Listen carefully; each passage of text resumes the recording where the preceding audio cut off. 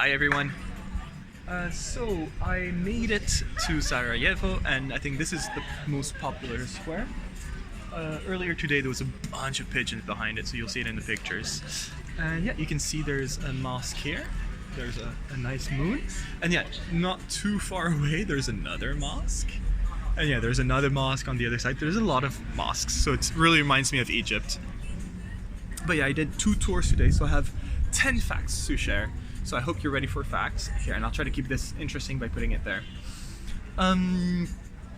Yeah, got up this morning, nothing too crazy. We're only 2 in the room, and my roommate left this morning, so I'm wondering how many will be tonight. But it seems to be quite a quiet season, and even in well, I'll talk about the tours now. Yeah, woke up and then ate my breakfast and headed directly to the tour after doing the video, actually. And then it was interesting. So we were 5. I was there, and I think I was the nicest person there. I don't know. That's what I've heard. Then there was an Australian man and a English lady, and they were a couple. They came from England, and actually they're going to Australia in 2 weeks. They're moving there. And then there was a lady from Mexico and a lady from Taiwan, but I didn't get their names. I got the names of the Australian man and the English lady, so it's Annabelle and Scott. Just because we spent a lot of time, because they went to do both tours, so I got to know them a bit more. Really nice people. But yeah, so 5 facts about the morning tour. The first thing is that there's a plaque for where Archduke Franz Ferdinand was assassinated. But the interesting thing about that is that the plate had to be changed about 20 times, just because every time it was written a bit differently. So sometimes it was depending who was in power at the time. So sometimes here the brave Serb national hero, Princip, valiantly killed the Archduke and freed us from tyranny. And so when somebody else was in power, no, take that off. And then they were oh, here was assassinated Franz Ferdinand, who was a legitimate heir to whatever. And so they had to change it all the time. Until now they have one that's really neutral. It's just here, Gravilo Princip, I forget his first name, but Princip assassinated Archduke Franz Ferdinand and his wife Sophia. Done.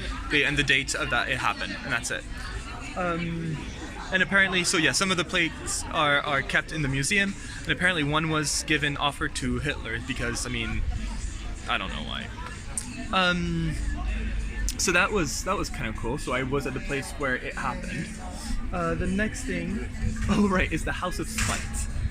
So there's the town hall, which is actually really lovely. The architecture of the town hall of Sarajevo is really cool.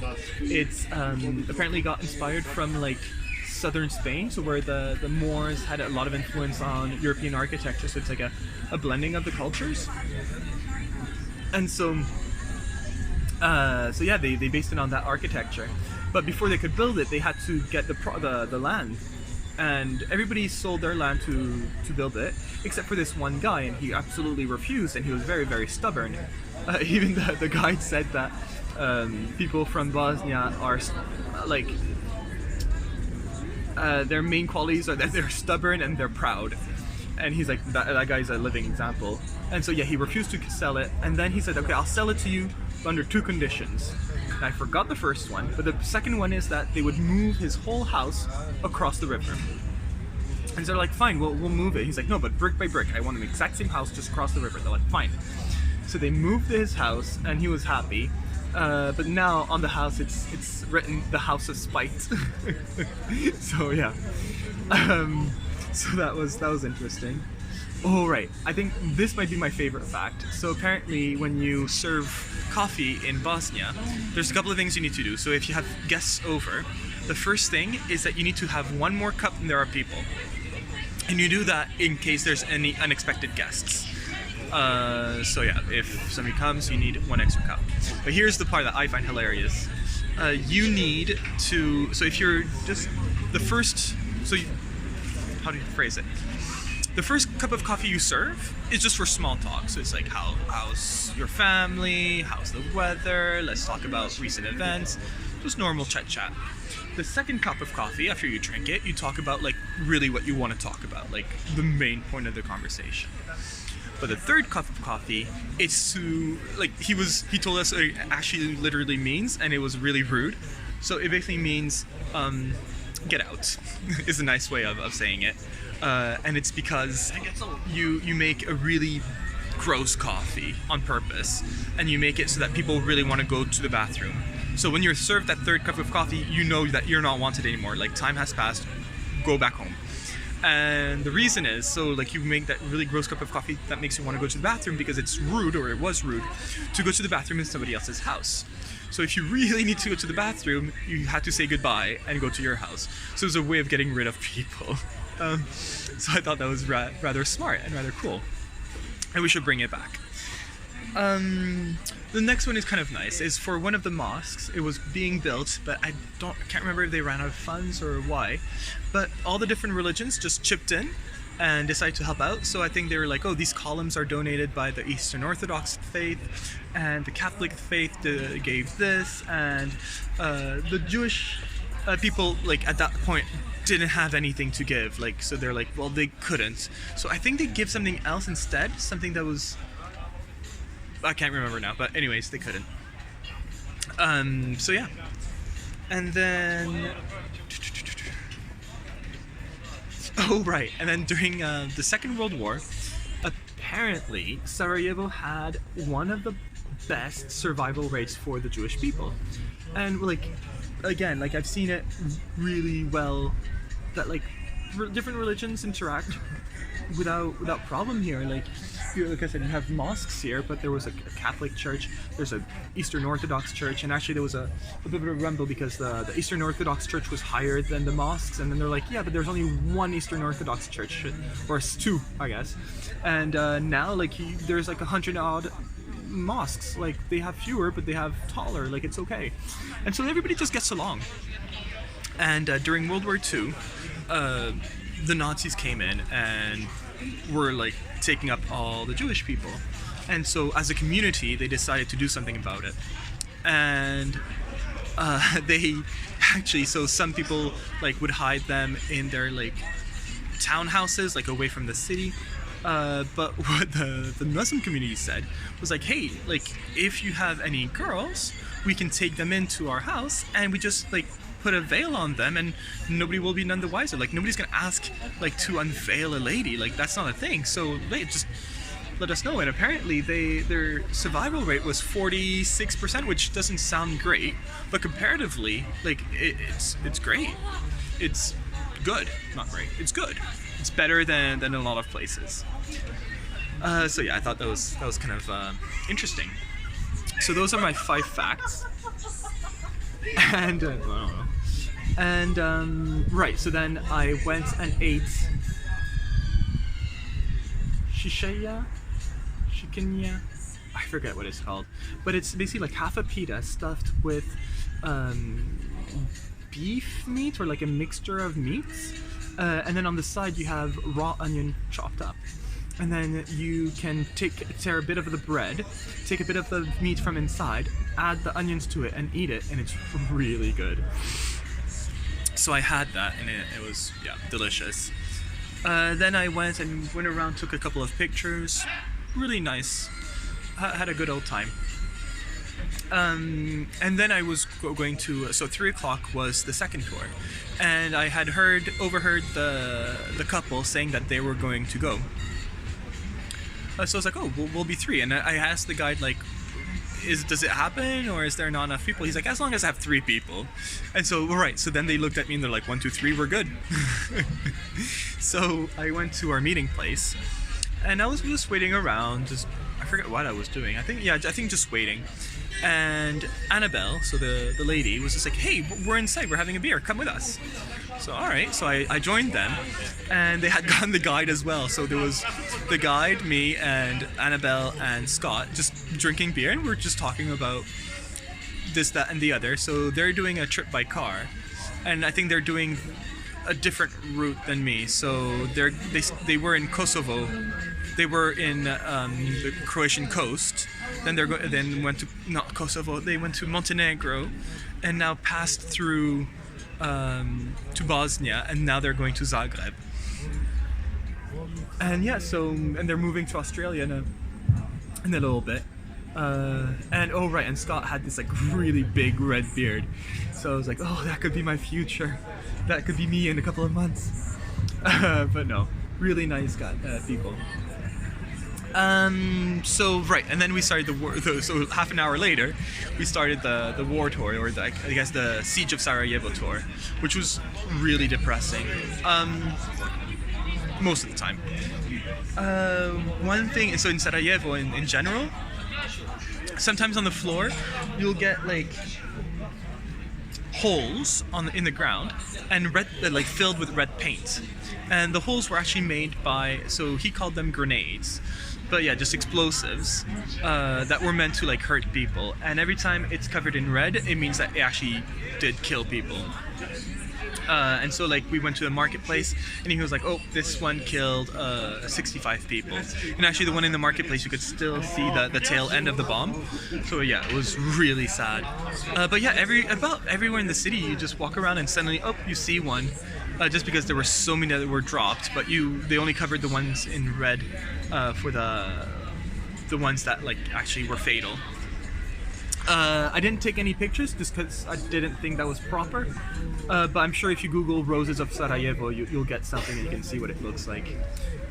Then, what else do I have here?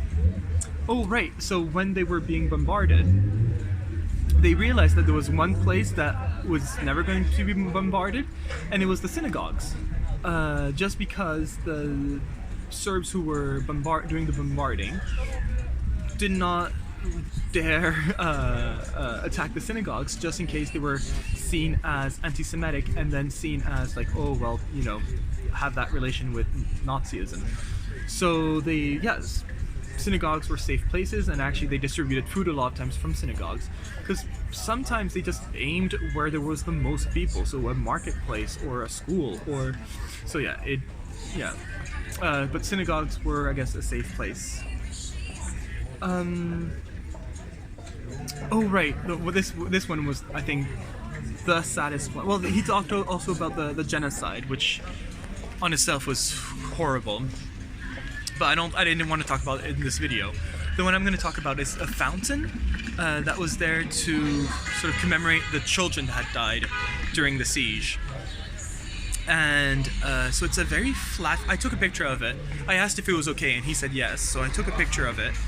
And so it's a fairly flat fountain, and in the fountain you can see footsteps of different sizes, mostly small ones, but also some bigger ones, some teenage ones. And then in the middle of the fountain you see like this small shape made of crystal, sort of leaning towards this bigger shape, also made of crystal, but with a divide between them, like they're not touching at all. And he was saying that was like the separation of families, like that was to symbolize the separation of families. The next thing is that the footsteps were real children, and they were either the relatives of the children that had died, so the sisters, the brothers, the cousins, they all had, like, they could put the footprint there. So that in itself was rather sad. But then you would see these on the side. There was 5 or 7 cylinders on the side with the names of all the children that died, and it was he would there would be the last name, then the father's name in parentheses, and then the first name of the child. And he said that usually he could just tell the ethnicity of the child because different ethnicities use different names. And so he was like, oh, this child is Bosnian because it's a Muslim name. So yeah, I saw Muhammad, and I saw Esma, I saw Ahmed. I saw names that I recognized. And then he's like, oh, for this one, for example, that's a Croatian name, that's a Croat name. And then this one, that's more of a Serb name. So he's like, no, there were Serbians living inside. It's not, he's described it more as a civil war than anything else. He's like, there were Serbians outside attacking, there were Serbians inside suffering. Like, it was not just a one-way, like, it it was not ethnicity versus ethnicity. So yeah, and the part that got to me was when you turn one of the cylinders, like a little bell would ring, like as if there was, a little toy inside that would jingle, and it was like to symbolize the spirit of the children. And yeah, that was really like heart wrenching. On this very different side of things, there's also a monument for the food that was delivered by NATO or just the European Union. I think it's NATO, and it's a big can of beef, but it's completely ruined. Like, people have been graffitiing it and burning it, and the reason is it's like an ironic monument, because what happened is the NATO nations made donations, but some people got like expired cans of food, some people got chili peppers, some people got pork, which is not great for the Bosnians who can't eat pork. So they made this ironic statue with the expiry date like before the siege. The guide said that it felt like they were just getting rid of their stock, and whatever was left was whatever was at the very back they just gave, no matter what it was. But yeah, a lot of people see that as like a very insulting, and so that's why it's graffitied, and it's a very controversial monument. And then the last fact I have, oh right, it's quite a nice one. So even now, sorry, I'll go to it up a bit. Even now, like, not in Sarajevo. He said Sarajevo is still really good in like that different ethnicities just live side by side and it's not a big deal. He did mention that like in the countryside it's not as nice. So like, if you go to school, Serbs would go on one side of the school, Bosnians would go on the other side of the school, and there'd be a fence in the middle. Or he said that in Mostar, so where I'm heading to tomorrow, I'll get there in 2 days, there's like 2 hospitals, and if you're Bosnian you go to one hospital, and then if you're Serbian you go to another hospital. Doesn't matter which one is closest. So yeah, I thought that was rather strange. But I guess I wanted to end on a sort of happy fact. Recently, apparently, there's a girl that had gone to one side of the school, had married a boy that had gone to the other side of the school, and some of their wedding pictures were done like over the fence of that school. So I thought that was cute. And yeah, and apparently now some schools are starting to like remove them, and they're trying to, branch the differences. But I don't know, the tour guide was also quite keen on saying that like a lot of people are profiting from having their divide there, and he seemed to imply that like, yeah, like even though like the next generation is okay living together, but like it is benefiting someone for people to be divided, and they keep like bringing it home. So yeah, that was it for the tour. So after the tour, we all went to get a drink at a Tito cafe or whatever, Tito bar. So it was all about like how great Tito was. Interesting bar. I still don't know how people feel in general about Tito, like, because it seems that they liked him and they said like he was, but then again I do know that he wasn't a great character sometimes. So I don't know. I'm still on the fence. So that was that, and then that's where like the guy talked a little bit more, but like yeah, he didn't seem to overly like his job of tour guide. He was into graphic design, and he said that he started off being a soccer player, but then like his agent like did not do a very good job, so he ended up not being a soccer player. And now he was doing this, but yeah, he seemed so disinterested. I don't know, I asked him a little bit about tour guiding, and he seemed so disinterested. He's like, oh, I don't really like it. Like, oh, okay, that's nice. But yeah, so we talked a little bit. He was really into cats and dogs, so he showed us his pictures of his 3 cats. So yeah, and then the Australian Scott was talking about like kangaroos and like different animals you can find in Australia. So no, it was just a nice day overall, and now I came back here so I could do my video, but also I just ate burek. So I thought I had bureks in Croatia, in Zagreb, but it's not the same as here. Here, the burek is like that's still a spiral thing made of dough, but inside there's meat, and so it's quite nice to eat. But yeah, that's it for this video. And now I'm gonna head towards the hostel and get some sleep, because tomorrow I'm gonna try to start at 8. It's 5 hours to the city I want to get to, and I'm hoping to get there when it's still sun. So yeah, I think getting up around 7, getting out by 8 should be good. Alright, bye!